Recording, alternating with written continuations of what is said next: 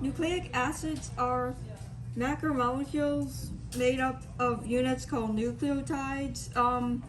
Here's what a nucleotide is made up of. It's a phosphate group, a deoxyribose sugar, and a base. Um,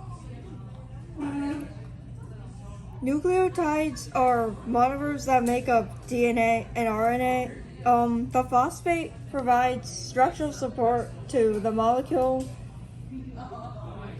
and one of the other building blocks of DNA is deoxyribose, which aids in the forming of the sugar phosphate backbone of DNA molecules. A covalent bond occurs when pairs of electrons are shared by atoms.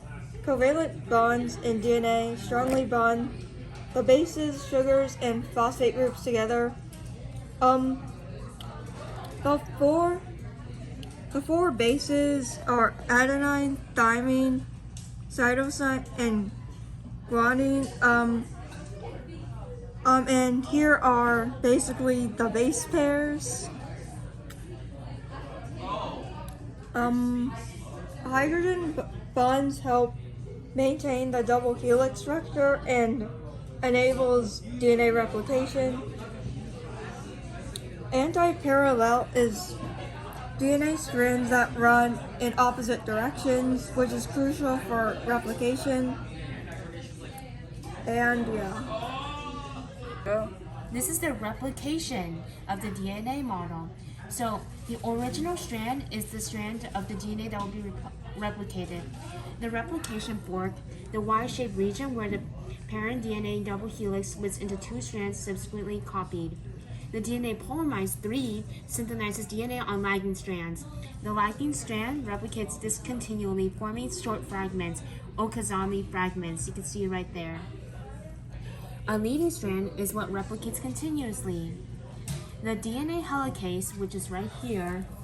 That's not the DNA helicase. This is the DNA helicase. The DNA helicase, sorry, separates double-stranded DNA into single strands, allowing each strand to be copied, kind of like a zipper. A free nucleotide contains cytosine, thymine, adenine, guanine, and are used to build complementary DNA strands. So these little guys are kind of faded out. Okazami fragments, short sequence of DNA. Nucleotides, which are synthesized, discontinue, and later linked together by the enzymes DNA ligase to create the lagging strand.